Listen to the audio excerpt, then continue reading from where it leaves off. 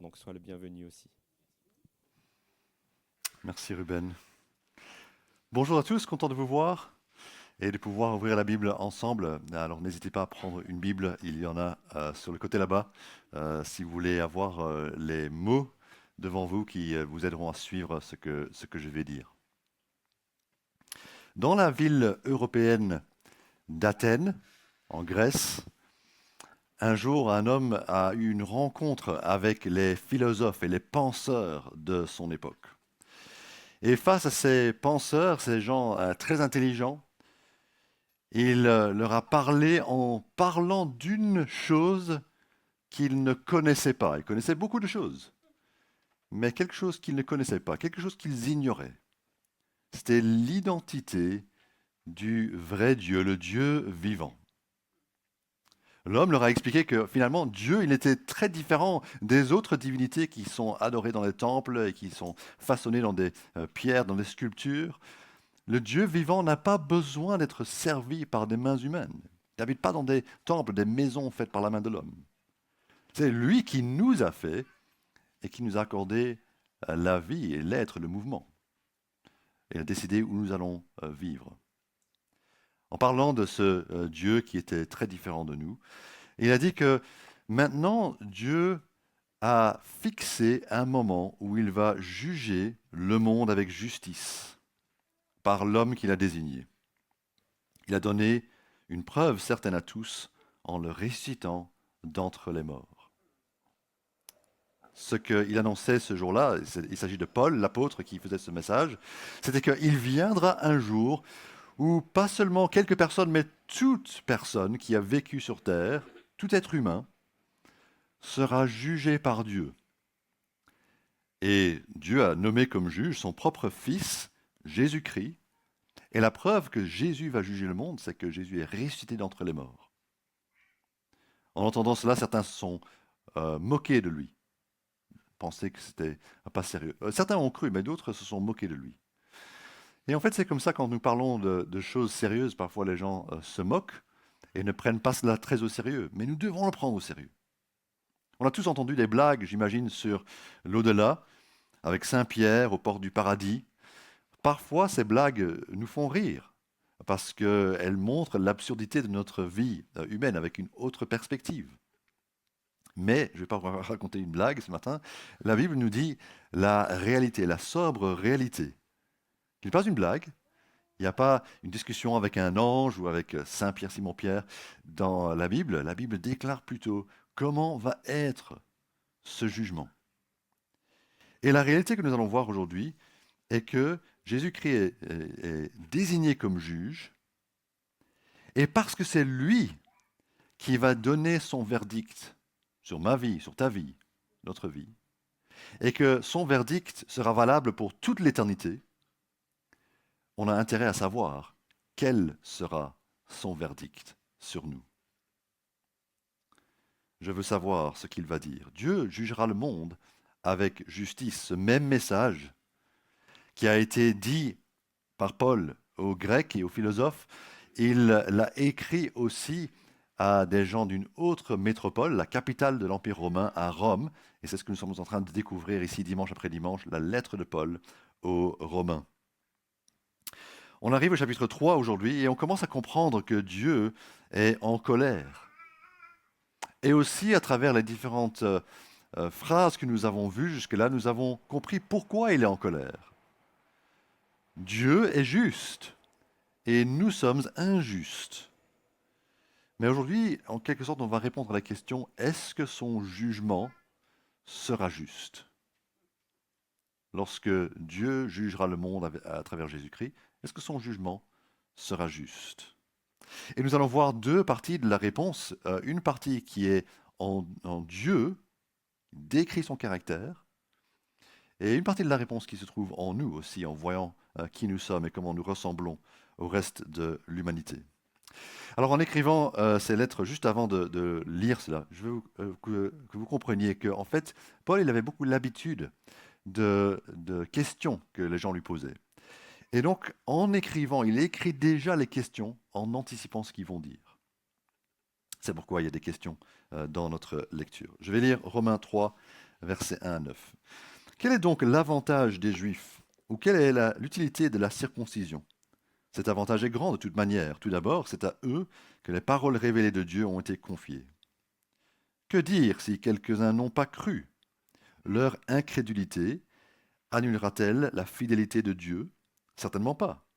Reconnaissons que Dieu est vrai et tout homme menteur, comme cela est écrit. Ainsi tu as été trouvé juste dans tes paroles et tu triomphes dans ton jugement. Mais si notre injustice met en évidence la justice de Dieu, que dirons-nous? Dieu est-il injuste quand il déchaîne sa colère? Je parle ici à la manière des hommes. Certainement pas. Autrement, comment Dieu pourrait-il juger le monde? Et si mon mensonge fait d'autant plus éclater la vérité de Dieu pour sa gloire, pourquoi donc serais-je moi-même encore jugé comme pécheur? Et pourquoi ne ferions-nous pas le mal afin qu'il en résulte le bien? Quelques-uns, pour nous calomnier, prétendent que c'est ce que nous disons. La condamnation de ces gens est juste. Que dire donc? Sommes-nous supérieurs aux autres? Pas du tout. En effet, nous avons déjà prouvé que les juifs et non-juifs sont tous sous la domination du péché. Comme cela est écrit, il n'y a pas de juste, pas même un seul. Aucun n'est intelligent, aucun ne cherche Dieu. Tous se sont détournés, ensemble ils se sont pervertis. Il n'y en a aucun qui fasse le bien, pas même un seul. Leur gosier est une tombe ouverte. Ils se servent de leur langue pour tromper. Ils ont sur les lèvres un venin de vipère. Leur bouche est pleine de malédiction et d'amertume. Leurs pieds courent pour verser le sang. La destruction et le malheur marquent leur passage. Ils ne connaissent pas le chemin de la paix. Il n'y a aucune crainte de Dieu devant leurs yeux. Or, nous savons que tout ce que dit la loi, c'est à ceux qui vivent sous la loi qu'elle le dit, afin que toute bouche soit fermée et que le monde entier soit reconnu coupable devant Dieu. En effet, personne ne sera considéré comme juste devant lui sur la base des œuvres de la loi, puisque c'est par l'intermédiaire de la loi que vient la connaissance du péché. Tout d'abord, le verdict de Dieu est juste. Le verdict de Dieu sur notre vie est juste. Alors Paul, qui écrit ces lignes, comme je l'ai dit, avait beaucoup débattu, il connaissait les répliques, il s'attendait à ce qu'il y ait une certaine réaction de la part de ses lecteurs, parce qu'il avait déjà eu cette discussion de vive voix avec d'autres personnes. Et il venait juste de dire, au chapitre 2, à la fin du chapitre, que, en fait, être juif, c'est quelque chose qui est intérieur. Ce n'est pas une question d'arrière-plan ou de généalogie, mais on peut être juif intérieurement. Ou que la circoncision n'est pas physique, mais c'est celle du cœur, lorsque Dieu change notre cœur intérieurement. Et du coup, début du chapitre 3, il anticipe que quelqu'un va dire, bah alors à quoi ça sert d'être juif? Quelle est l'utilité, quel est l'avantage d'être juif? Si finalement tu es en train de dire que ce n'est que quelque chose d'intérieur, qu'est-ce que ça sert à être quelqu'un d'arrière-plan juif et qui est passé par le judaïsme dans la synagogue, etc., dans son enfance? En fait, il va dire oui, il y a un avantage. L'avantage, c'est pour ces gens-là, c'est qu'ils ont la Bible. Ils ont été éduqués selon les promesses de Dieu. Ils ont entendu les promesses de Dieu. C'est ce qu'il est en train de dire. Les paroles révélées de Dieu ont été confiées à ce peuple. Oui, mais en même temps, tu as dit que certains n'ont pas cru. Et donc, si certains n'ont pas cru aux promesses de Dieu, est-ce que ça veut dire que Dieu va laisser tomber ses promesses? Comme il le dit, si les gens sont infidèles à leur promesse de suivre Dieu en tant que juifs, est-ce que ça veut dire que Dieu va être infidèle à ses promesses de sauver des juifs? Et il dit non, certainement pas. Certainement pas.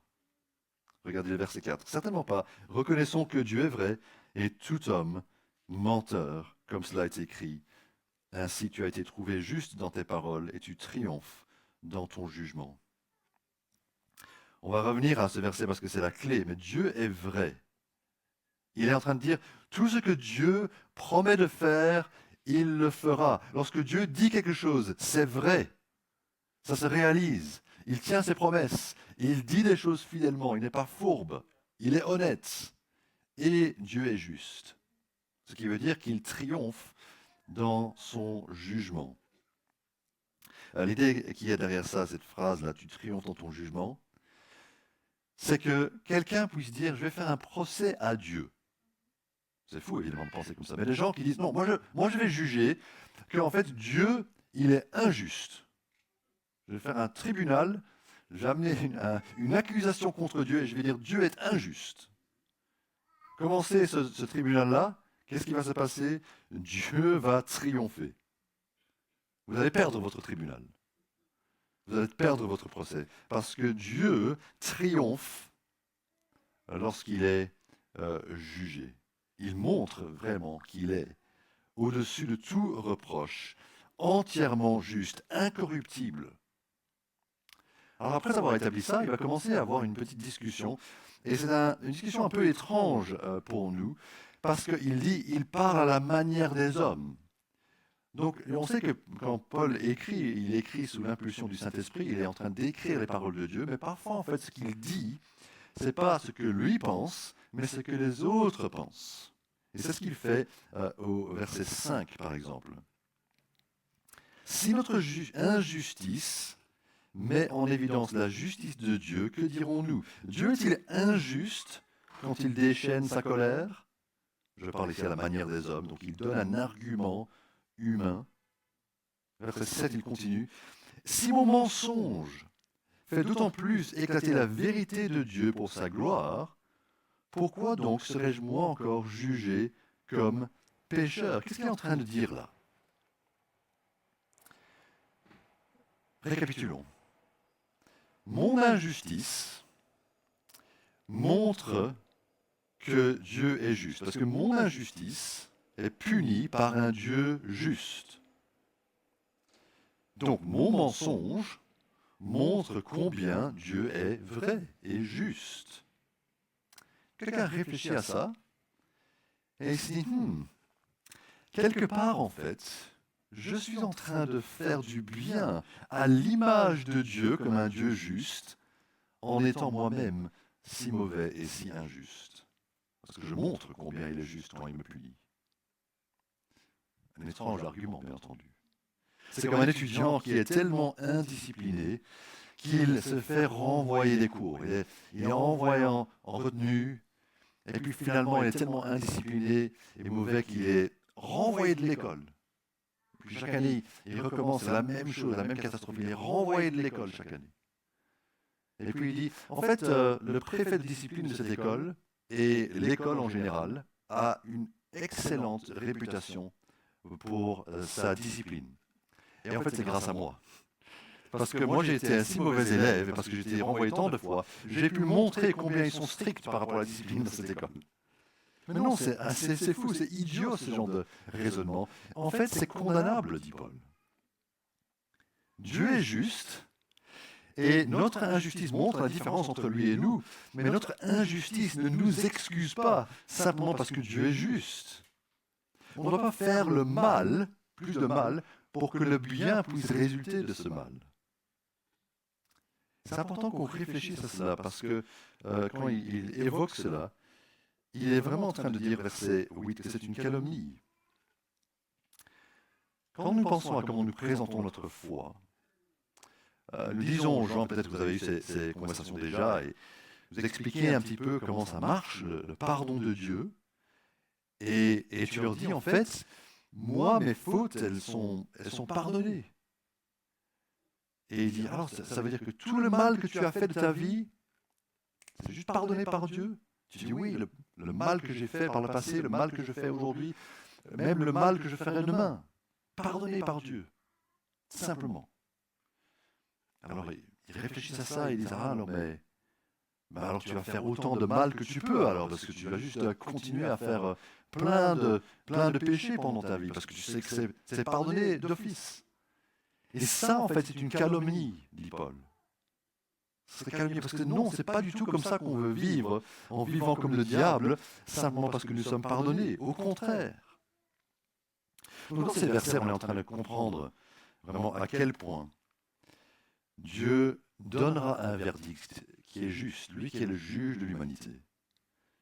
Il donnera son verdict avec justice.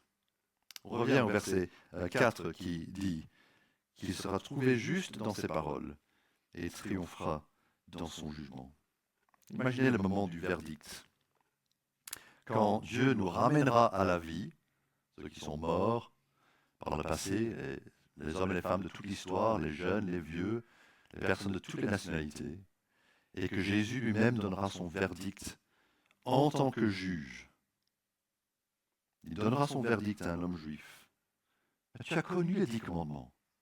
Tu as été éduqué pour connaître la loi morale de Dieu, mais tu n'as pas obéi aux 10 commandements.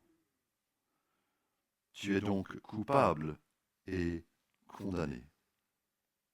Et le juif ne pourra que dire, en fait, tu es juste dans tes paroles.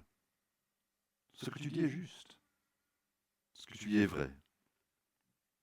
Et un homme non juif qui pourra dire, moi je n'ai pas connu les 10 commandements, mais Dieu lui dira, mais tu as une conscience. Ta conscience te montrait intérieurement qu'il y avait certaines choses qui étaient bonnes à faire et d'autres qui étaient mauvaises à ne pas faire. Est-ce que tu as pratiqué le mal? Oui, il devra reconnaître qu'il est coupable lui aussi. Il devra faire face à l'éternité sans Dieu. Ça peut paraître long, n'est-ce pas, l'éternité, comparé à la vie, combien la vie est courte. Mais vous savez, ça ne prend que 2 secondes pour tirer une gâchette. Mais on peut être 20 ans en prison à cause d'un meurtre. La punition de Dieu est selon son estimation de notre culpabilité et de notre mal. Et il n'y a pas de repos pour le méchant. Même si on dit souvent qu'il repose en paix, il n'y a pas de repos pour ceux qui meurent loin de Christ et en étant toujours hostiles à Dieu et étant coupables devant Dieu. Et puis peut-être une femme de l'église se présentera en disant « Mais moi j'ai été dans une église baptiste, savez-vous, j'étais dans une église évangélique. J'étais là avec mes enfants tous les dimanches. » Mais elle a dit des mensonges, ou elle a dit des calomnies, le genre de choses qui est condamné ici. Ses œuvres la condamnent elle aussi. Et de bonnes œuvres qu'elle pourrait faire ne seront pas assez pour la justifier, nous dit le verset 20. Donc chacun, que nous soyons juifs ou non juifs, que nous soyons hommes ou femmes, que nous soyons des hommes modernes ou des philosophes du 1er siècle ou des Romains, nous reconnaîtrons que le verdict de Dieu sur notre culpabilité est juste. Tu es justifié dans tes paroles. Et ceux qui accusent Dieu d'être injuste ont tort. Nous verrons que le jugement de Dieu est juste. Donc si nous regardons le caractère de Dieu, l'être de Dieu, nous ne pouvons pas l'accuser d'injustice, nous sommes face à un Dieu juste. Mais l'autre raison pour laquelle le verdict de Dieu sera juste est que la culpabilité est universelle. La culpabilité est universelle. Nous sommes injustes, nous dit ce passage. Nous sommes tous injustes. Il parle des Juifs et des Grecs, verset 9. Tous ceux qu'il connaissait. Des personnes des différentes nationalités, différentes civilisations, différentes cultures, coupables. Remarquez comment il le dit différentes fois, personne n'est juste, aucun n'est juste, pas même un seul. C'est tellement différent parce que nous avons tendance à dire, et n'est-ce pas comme ça que nous parlons, ah mais elle, c'est une fille vraiment sympa. Lui, c'est un gars vraiment bien. Nous avons tendance à utiliser ce genre de mots, mais en fait, la Bible dit non, aucun n'est juste. Le moine qui est dans son monastère en train de prier, la gentille dame qui est peut-être notre voisine, un infirmier. J'ai essayé de penser à ceux qui ont le profil que j'admire le plus, c'est les personnes qui s'occupent des personnes handicapées, des jeunes handicapés. Même quelqu'un comme ça n'est pas juste. Pas un seul n'est juste. Quelqu'un dira, oui, je ne suis peut-être pas juste ou parfait, mais je suis intelligent, je suis informé par rapport à Dieu et par rapport à sa volonté. Il dit non, en fait, regardez le verset 11, aucun n'est intelligent. Cette sagesse intelligente, spirituelle. Moi, peut-être que je n'ai pas de l'intelligence, mais je cherche Dieu. Je suis quelqu'un qui cherche, je suis quelqu'un de profondément spirituel. Et non, personne ne cherche Dieu. C'est comme un jeu de cache-cache où Dieu veut se faire connaître à nous et nous nous enfouillons. Les gens qui disent qu'ils cherchent Dieu souvent sont en train de chercher autre part quelque chose d'autre que Dieu pour remplacer Dieu, plutôt que de chercher vraiment à connaître le vrai Dieu. Tous se sont détournés, verset 12. C'est vrai pour eux, c'est vrai que pour vous, c'est vrai pour moi. Et ainsi nous avons perdu notre valeur, notre dignité. Il dit, ils se sont pervertis, ils ont perdu leur valeur, leur dignité. Personne ne fait le bien. Et puis après, il va décrire tout le mal que nous faisons. Il parle en fait des différentes parties du corps. Regardez ces versets, vous voyez que la bouche est mentionnée, gosier, leur langue, les lèvres, sur les lèvres un venin de vipère, leur bouche, leurs pieds, et puis à la fin, verset 18, leurs yeux. Ça veut dire que ce n'est pas une partie de nous-mêmes qui fait le bien ou qui fait le mal. C'est tout notre être qui est impliqué. Le mal, en fait, a infecté tout notre corps. Quand nous lisons cela, c'est peut-être un peu choquant de lire ces propos, parce qu'ils disent, voilà, leurs pieds courent pour verser le sang, la destruction et le malheur manquent leur passage. Et on se dit, mais en fait, ça ressemble à des hooligans. Ça ne ressemble pas à les gens de mon club de pétanque ou à ma bibliothèque. Mais nous avons tendance, n'est-ce pas, à voir les gens sans voir vraiment le mal qu'ils font. Bien sûr, il faut comprendre que l'enseignement de la Bible, ce n'est pas que nous faisons tous autant de mal que nous le pouvons. On ne fait pas tous tout le mal que nous pourrions faire tout le temps. En fait, par la grâce de Dieu, il nous restreint pour que nous ne fassions pas ce que nous ferions si personne ne nous regardait, ou s'il n'y avait pas de police, ou s'il n'y avait pas de loi, il n'y avait personne pour nous contrôler. Je pense que ce serait beaucoup pire. Mais Dieu nous restreint. Parfois, en fait, chapitre 2, verset 14 dit que nous faisons le bien.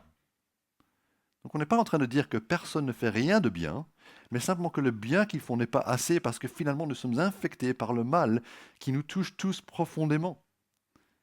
Mais aussi si nous regardons les détails, c'est pas que des hommes violents ici. La langue de vipère, est-ce qu'on n'a pas tous expérimenté ça? Les gens disent des choses vraiment blessantes, elles se moquent de nous. Nous aussi, nous avons dit des choses mauvaises envers les autres. Leur langue, leur bouche, pardon, verset 14, est pleine de malédiction et d'amertume. Ô mon Dieu, ou nom de Dieu. Ce sont des choses à dire avec respect, avec crainte de Dieu. Pas simplement parce qu'on est fâché parce que quelqu'un a lâché notre hamburger dans le resto. Mais en fait, il ne parle pas avec révérence, on ne parle pas avec révérence de Dieu, parce que verset 18, il n'y a aucune crainte de Dieu devant leurs yeux.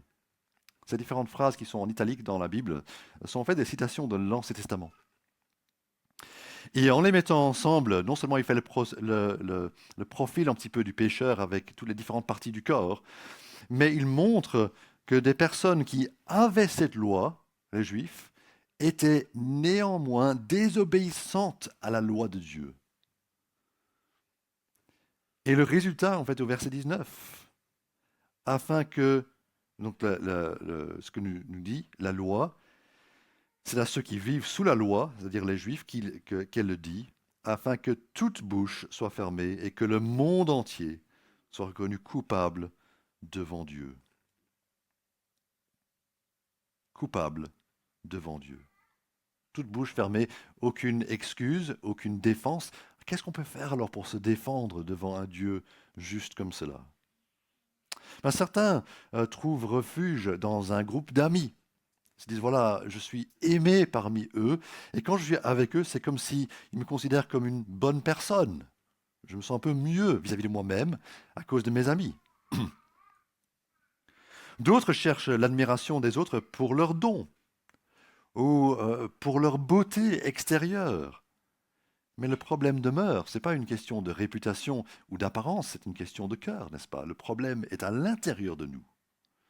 Comment pouvons-nous nous débarrasser de cela?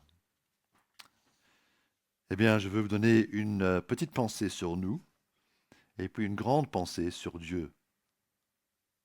Une petite pensée pour nous, c'est si nous prenons au sérieux ce message, peut-être que notre réaction va être de dire, d'accord, j'ai compris, je ne suis pas une très bonne personne, je sais que Dieu pourrait m'accuser de différentes choses que j'ai dites ou faites de mal, ou pensées de mal, mais maintenant je vais vraiment faire un effort.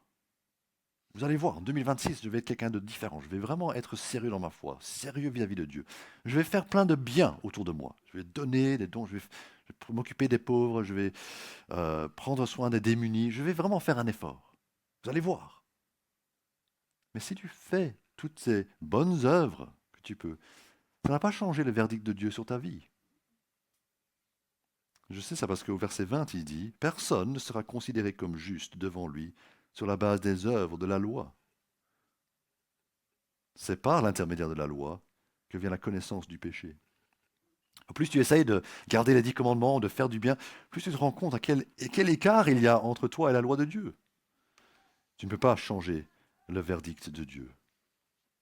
Blaise Pascal, le philosophe et mathématicien français, a dit que nous devons ressentir notre misère avant de pouvoir apprécier la solution qui se trouve en Christ. Parce que oui, il y a une solution. Mais d'abord, parfois, il faut toucher le fond. D'autres personnes, d'autres chrétiens qui nous ont précédés, tels que Martin Luther, moine catholique, vraiment engagé, sérieux dans sa foi, mais dans la misère quand il a compris son péché devant Dieu, en disant Dieu est juste et moi je suis misérable. Spurgeon, le grand prédicateur du XIXe siècle, a passé 5 ans de sa vie dans la misère quand il s'est rendu compte combien il était pécheur. Alors il ne faut pas passer 5 ans à être misérable. C'est trop long. Mais il faut passer quand même par cette case où on se dit, je suis démuni, je ne suis pas quelqu'un de juste, je suis, comme ces versets me décrivent, je suis injuste, avant d'apprécier pleinement la solution que Dieu nous offre gratuitement. Mais je veux terminer ce message avec une grande pensée sur Dieu. Que cette pensée soit comme l'aube après une nuit sombre. Et c'est ceci. Mais Dieu a pitié de nous. La culpabilité est universelle, elle est chez moi, chez vous, chez chacun de nous. Mais Dieu a pitié de nous. Il y a une église en Amérique qui est devenue assez célèbre il y a quelques années, qui s'appelle l'église baptiste de Westboro.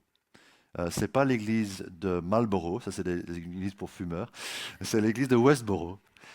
Et cette église est devenue assez célèbre parce que ça fait le tour des infos, les réseaux, etc. Leur politique était d'essayer de publier en écrivant des grandes pancartes et de se mettre en public à des démonstrations avec des grandes pancartes sur Dieu. En soi, ce n'est pas nécessairement une mauvaise idée. Mais c'était assez différent des autres slogans sur Dieu qu'on voit. Je ne sais pas si vous avez vu cela, vous hochez la tête si vous connaissez un peu cette église. Non, pas vraiment. Donc l'église de Westboro, ils ont décidé d'afficher la haine de Dieu contre des malfaiteurs et la colère de Dieu contre les autres, en disant, voilà, Dieu a de la haine pour cela et Dieu est en colère contre cela. Ça, c'était leur message. Alors comme projet de marketing, c'est un peu atypique, il faut l'avouer. Alors pourquoi est-ce que nous, ici à LifePoint, nous ne faisons pas la même chose? Je ne suis pas en train de suggérer qu'on fait la même chose. Mais je pose la question, pourquoi est-ce que nous, on ne fait pas ça? Parce que, pas de pancarte? Non. Parce que nous voulons être fidèles à la Bible. Nous voulons être fidèles à la Bible. Et oui, la Bible dit que Dieu est en colère et Dieu a de la haine pour le péché. Dieu déteste le péché, Dieu déteste le mal. Mais ce n'est pas la seule chose que Dieu est.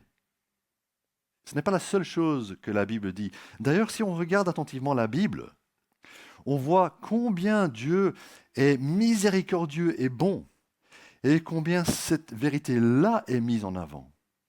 De sorte qu'en fait, on comprend qu'il y a une différence en Dieu où il a envie d'être miséricordieux. Il a soif d'être miséricordieux. Il se réjouit de pouvoir être bon. Mais quand il punit, c'est un peu à contre-cœur, si je peux dire ça comme ça. Il n'a pas vraiment envie. Il le fait parce qu'il est juste, entièrement juste. Mais voici ce que dit la Bible en Daniel 9, verset 9. C'est un exemple, mais il y en a beaucoup d'autres qui donnent du poids à cette pensée sur Dieu. Voici ce que dit Daniel. Le Seigneur notre Dieu est rempli de compassion et de pardon. Le Seigneur notre Dieu est rempli de compassion et de pardon. Michée 7, verset 18 dit, Dieu désire faire miséricorde. Il prend plaisir à la bonté. Alors si j'avais le choix de pancartes et de slogans que j'allais mettre sur une pancarte, probablement je ne choisirais pas Dieu vous aime, parce que je pense que cette déclaration a déjà été faite. C'est devenu un peu banal de dire, voilà, Dieu vous aime. Je ne dirais pas Dieu a de la haine pour vous, Dieu est en colère contre vous. Mais je dirais Dieu désire vous faire pitié, faire miséricorde. Dieu désire faire miséricorde envers vous. Vous voyez que ce slogan-là, en fait, montre la réalité. Nous avons besoin de miséricorde. Nous sommes perdus sans lui. Nous sommes contre Dieu. Nous n'allons pas en sortir nous-mêmes. En même temps, ça montre le caractère de Dieu, bienveillant. Il veut nous récupérer, il veut nous pardonner, il veut nous sauver. C'est à nous de venir vers ce Dieu avec cette attente. Alors, promettez-moi que vous allez revenir la semaine prochaine. Parce que la semaine prochaine, on va entendre comment Dieu pourvoit cette solution pour qu'il puisse être à la fois juste et miséricordieux envers nous. Et si vous ne pouvez pas promettre que vous allez revenir la semaine prochaine, eh bien, promettez-moi que vous allez lire les versets suivants en Romains 3 cet après-midi, et vous verrez comment c'est décrit que Jésus-Christ est celui que Dieu a nommé, son propre Fils qu'il a donné, afin que nos péchés puissent être enlevés et que nous puissions être réellement justes, d'une nouvelle justice qui n'est pas faite par nous-mêmes, fabriquée par nous-mêmes, mais accordée volontairement, délibérément, gratuitement par Dieu, juste devant Dieu. Quelle miséricorde. Mais pour le moment, on n'est pas encore la semaine prochaine. On reviendra à ça la semaine prochaine et on se réjouira. Mais pour le moment, il faut arrêter de vous plaindre de la justice de Dieu. Arrêtons de nous plaindre en disant « Ah, c'est dur que Dieu est juste, c'est dur que Dieu va nous punir. » Non, c'est tout à fait juste, la justice de Dieu. Son verdict est vrai. Dieu doit être reconnu comme vrai dans ses jugements, dans ses paroles. Arrêtez donc de vous excuser ou de minimiser vos fautes et votre mal devant Dieu. On a tous tendance à faire ça, à dire ouais, je ne suis pas si mal que ça, je ne suis pas Epstein, je ne suis pas Einstein non plus, je ne suis pas Epstein, je ne suis pas un pédophile, oh, voilà, moi je vais bien. Mais non, nous avons nos propres fautes devant Dieu. Nous avons tous été coupables, nous sommes tous injustes. Et arrêtez de dire que quelques autres personnes sont bonnes. Les autres sont bons. Vous savez, quand je dis que quelqu'un est un homme de bien, je suis en fait en train de me hisser à son niveau, comme quelqu'un qui peut bien évaluer le bien des gens. Oui, c'est un homme bien, un homme de valeur, un homme noble. Je suis en train de dire ça de moi-même. On doit arrêter de dire ça. Quand en fait la Bible dit que personne n'est bon ni juste, on a compris ça maintenant. Mais plutôt, cherchez à recevoir le pardon complet de Dieu. Je vais inviter le groupe devant pour un chant. Et pendant qu'il s'approche, nous allons prier. Je vais prier pour nous.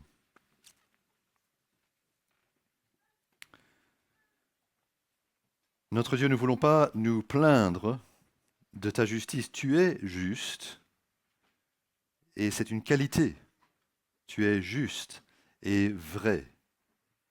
Et en même temps, nous reconnaissons chez nous que nous sommes pécheurs.